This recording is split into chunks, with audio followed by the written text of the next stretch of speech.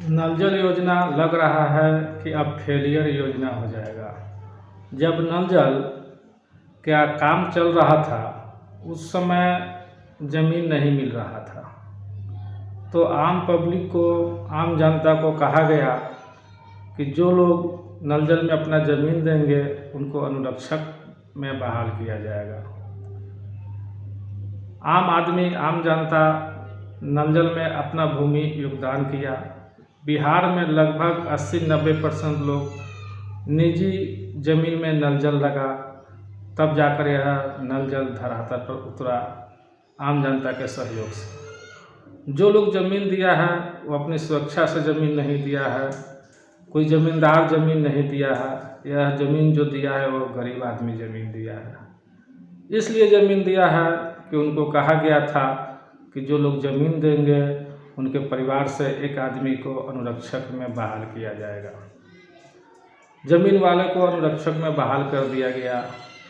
जिसके ज़मीन में नल जल है वह 4 साल से नल जल को चला रहा है, मेहनत कर रहे हैं, सुबह शाम लोगों को पानी दे रहे हैं।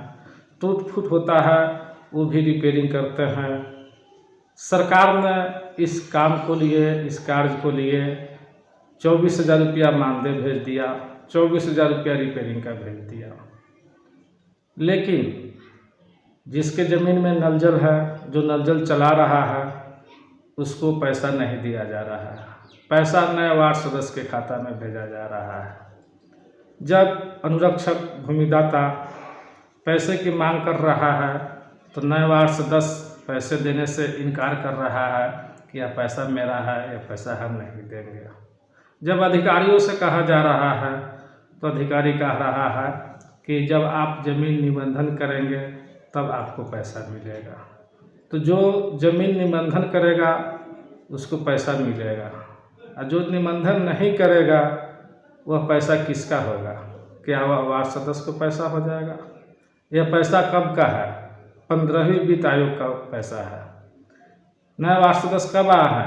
2022 में आया है। तो वह पैसा जो है 2022 के पहले का पैसा है। यह पैसा उनको मिलना चाहिए जो नल जल को चला रहा है, नल जल को में रिपेयरिंग कर रहा है, जो अपना ज़मीन, कीमती ज़मीन नल जल में दे करके बिहार सरकार को सहयोग किया है। लेकिन ऐसा नहीं हो रहा है। यह कहा जाता है कि जब तक आप निबंधन नहीं करेंगे तब तक आपको पैसा नहीं मिलेगा। जब निबंधन नहीं करेंगे, पैसा नहीं मिलेगा, तो फिर वार्ड सदस्य के खाते में पैसा क्यों? जो लोग ज़मीन निबंधन नहीं करेंगे तो यह पैसा किसका होगा? क्या वार्ड सदस्य का पैसा होगा? जो 2022 में वार्ड सदस्य आए हैं, पैसा 15वीं वित्त आयोग का है। जो पहले से काम कर रहे हैं, क्या उनको पैसा नहीं मिलना चाहिए?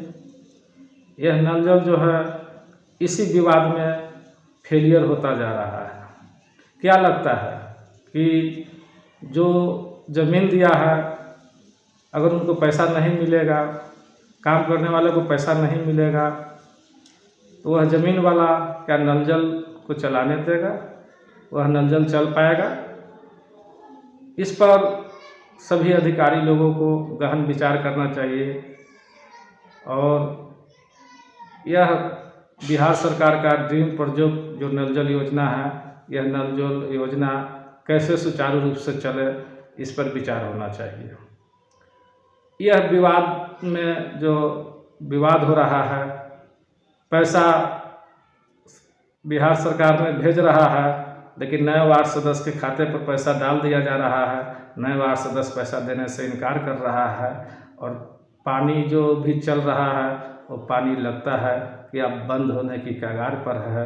इस विवाद में अगर पैसा नहीं मिल पाएगा, अनुरक्षक को पैसा नहीं मिल पाएगा, भूमिदाता को, तो भूमिदाता लोग पानी को बंद कर रहे हैं जहाँ तहाँ, और आने वाले समय में जो भी चल रहा है लगता है कि वो भी नल जल बंद हो जाएगा। तो पैसा किसको मिलना चाहिए? यह सीधी कहावत है कि कमाए लंगोटी वाला और खाए धोती वाला। जो काम कर रहा है उसको तो पैसा मिलना ही चाहिए।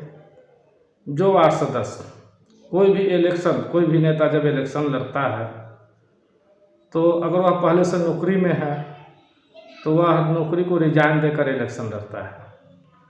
जीत जाने के बाद क्या उनसे नौकरी करवाया जाएगा? क्या नल जल का पैसा वार्ड सदस्य को मिलना चाहिए? बिहार सरकार ने एक लेटर जारी किया कि प्रत्येक वार्ड में अनुरक्षक की बहाली होगी। जब प्रत्येक वार्ड में अनुरक्षक की बहाली होगी, अनुरक्षक की बहाल कर दिया गया, अनुरक्षक से 4 साल तक पानी चलवाया गया, तो आज पैसा क्यों नहीं? वार्ड सदस्य जीत करके आए हैं तो कौन सा संविधान में लिखा हुआ है कि जो इलेक्शन जीत करके आएगा वह नौकरी करेगा और उसको मानदेय दिया जाएगा? तो इस तरह के जो विवाद हो रहा है, इस विवाद को आप लोगों से आग्रह है, निवेदन है कि सुलझाने की कोशिश कीजिए और बिहार सरकार के का जो नल जल है या ड्रीम प्रोजेक्ट नल जल सुचारू रूप से चले या कैसे चले, इस पर गहन विचार होना चाहिए। जब 80% गरीब लोग नल जल में अपना भूमि योगदान दिया है और नल जल को सुचारू रूप से चला रहा है, तो पैसा भी उसी आदमी को मिलना चाहिए जो नल जल में मेहनत मजदूरी काम कर रहा है। अगर निबंधन कराना ही था तो नल जल लगाने से पहले निबंधन करवाना चाहिए कि आप निबंधन कीजिएगा, तब आपको अनुरक्षक में बहाल किया जाएगा। बिना निबंधन कराए हुए किसी प्राइवेट ज़मीन पर नल जल लगा दिए और ज़मीन पर नल जल लगाने के बाद अब कहा जाता है कि निबंधन कर दीजिए, तो ये कहाँ तक सही है?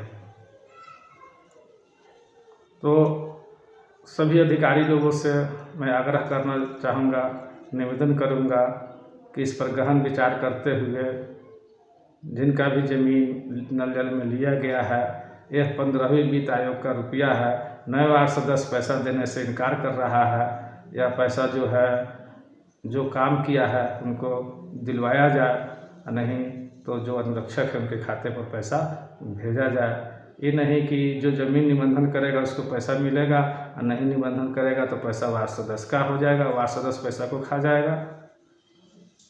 तो चलते हैं फिर अगले वीडियो में।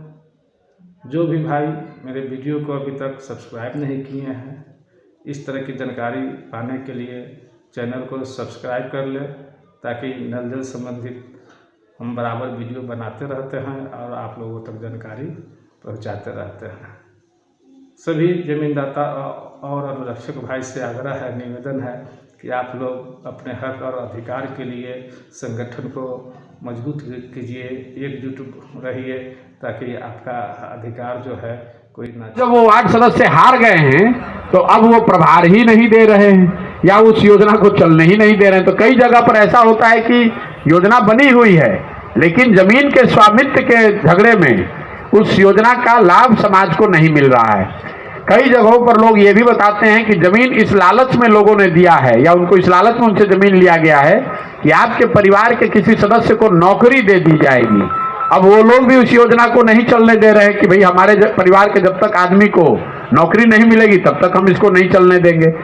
तो नल जल योजना जो है समाज की नज़र में बिल्कुल फेल है जमीन पे। इसके अलावा एक जो और सबसे बड़ी योजना थी 7 निश्चय की, वो थी नालियों गलियों के पक्कीकरण की, जिसकी चर्चा आप लोग नल जल से थोड़ा कम करते हैं। लेकिन 7 निश्चय को जब बनाया गया था तो वो उस समय का अनुमान था कि 2015 से 2020 के बीच में 5 वर्ष में इन 7 योजनाओं पर बिहार सरकार 3,25,000 करोड़ रुपए खर्च करेगी।